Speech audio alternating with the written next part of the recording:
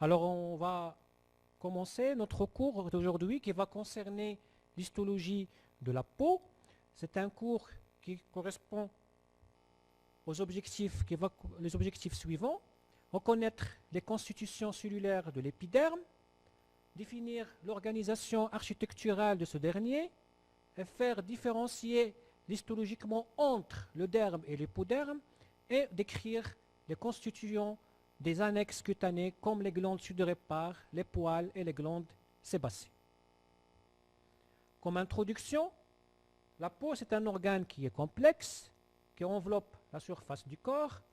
Si on le dissèque, on le pèse, ça va être l'organe le plus lourd de l'organisme et constitue 6% du poids du corps et son épaisseur elle est variable entre peau épaisse et peau fine.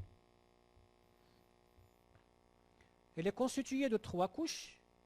Plus superficielle, c'est l'épiderme, suivi du derme, puis l'hypoderme.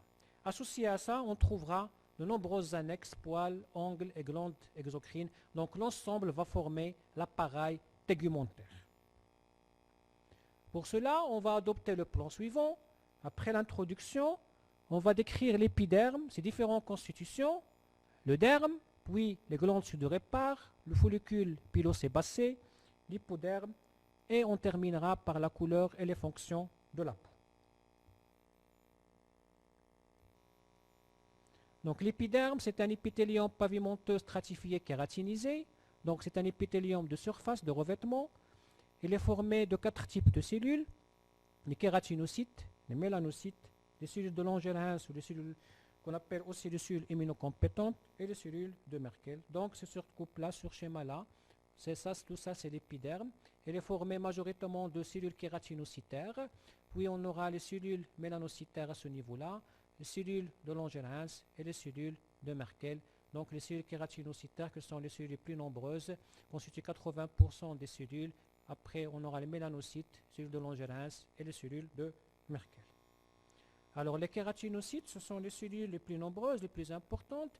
Donc c'est eux qui définissent cet épithélium pavimenteux stratifié kératinisé.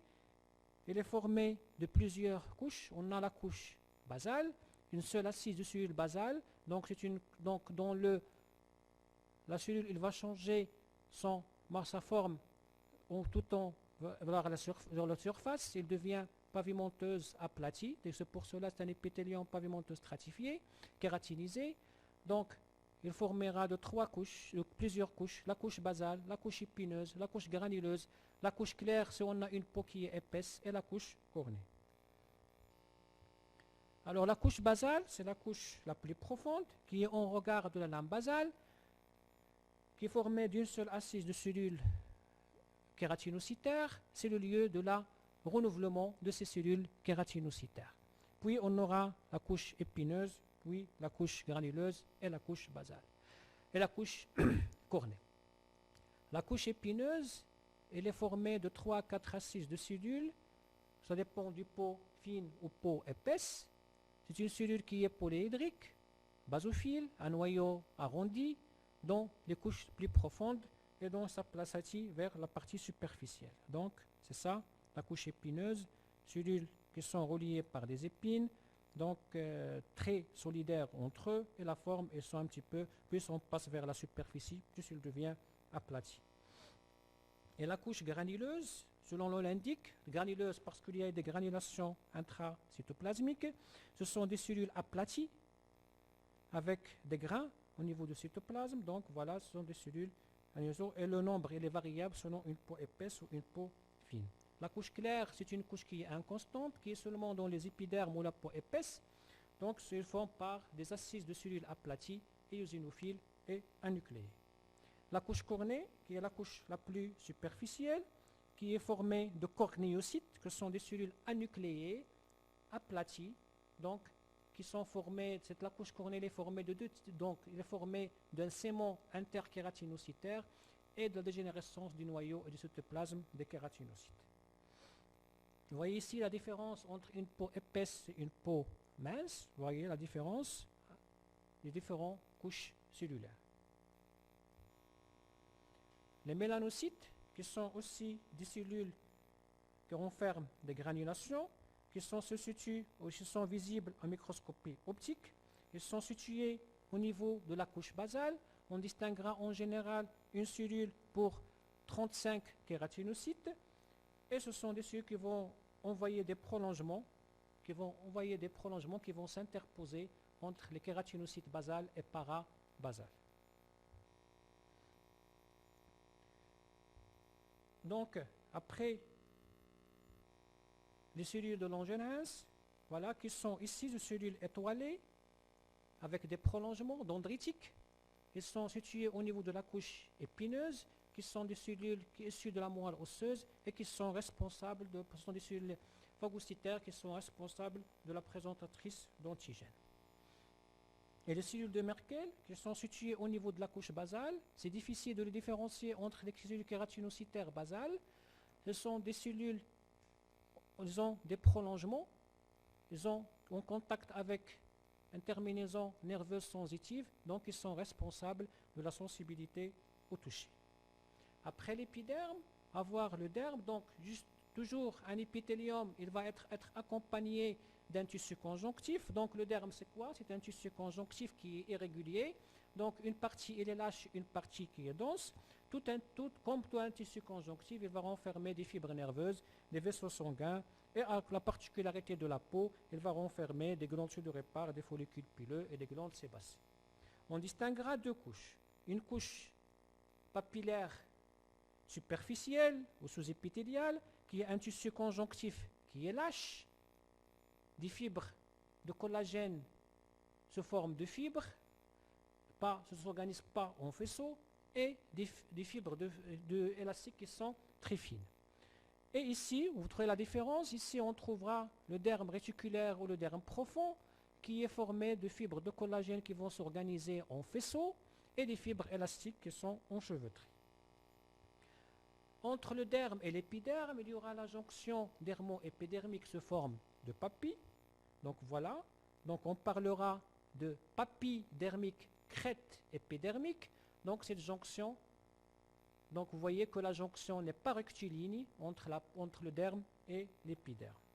Donc elle est formée de membrane basale qui est formée de lamina lucida et lamina densa, des hémidesmosomes qui assurent la jonction avec les cellules kératinocytaires basales et des fibres de collagène et élastiques.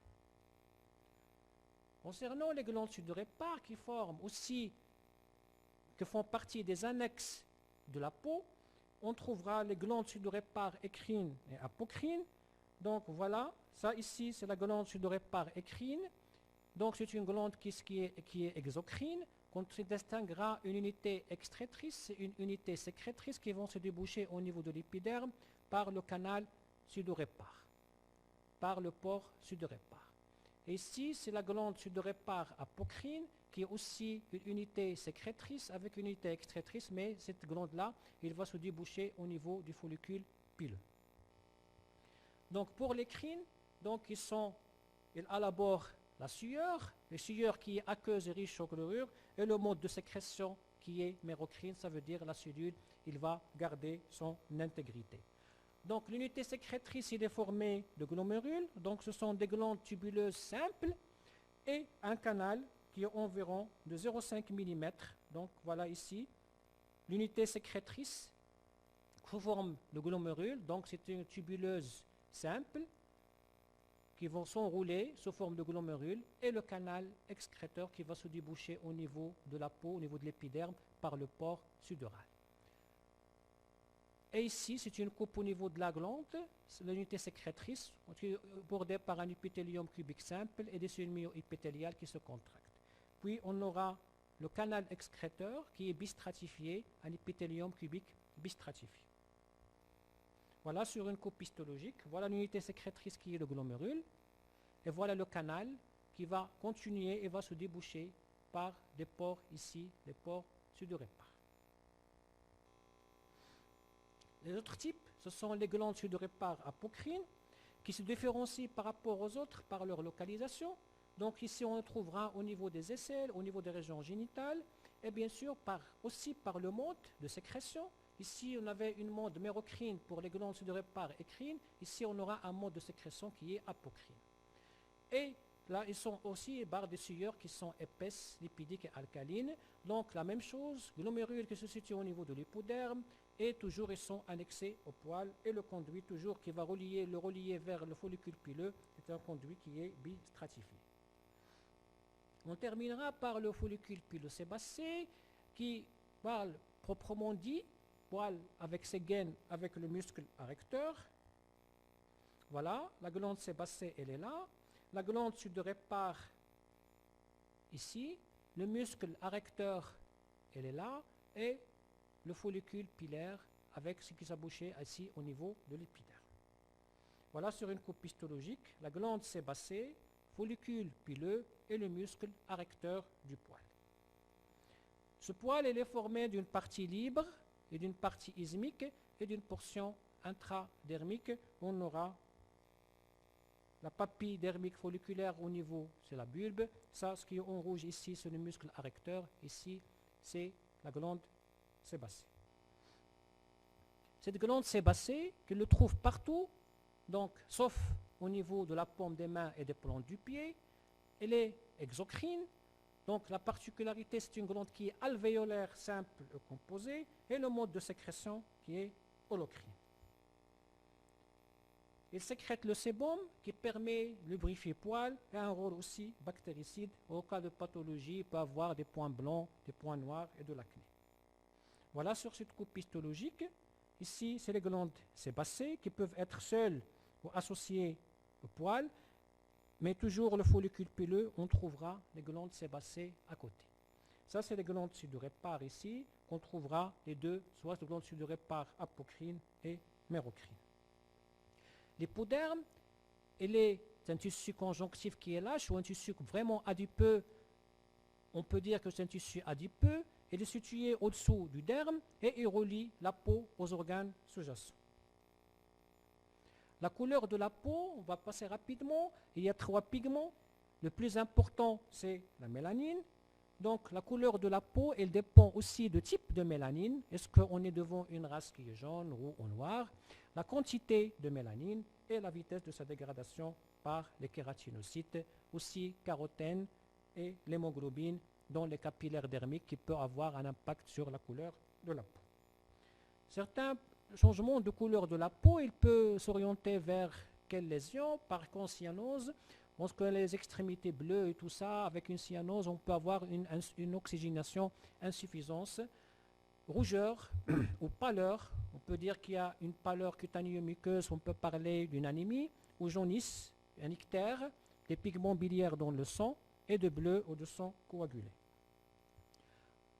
Et la fonction de la peau, on va terminer de parler rapidement de cette fonction de la peau.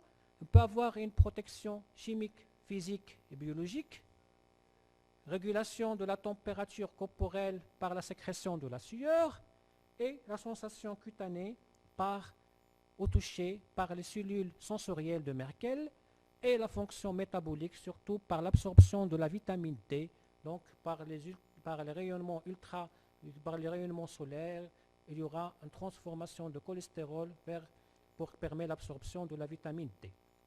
Il constitue un réservoir sanguin, 5% de sang qui circule dans le corps et circule au niveau de la peau et permet aussi l'excrétion des déchets.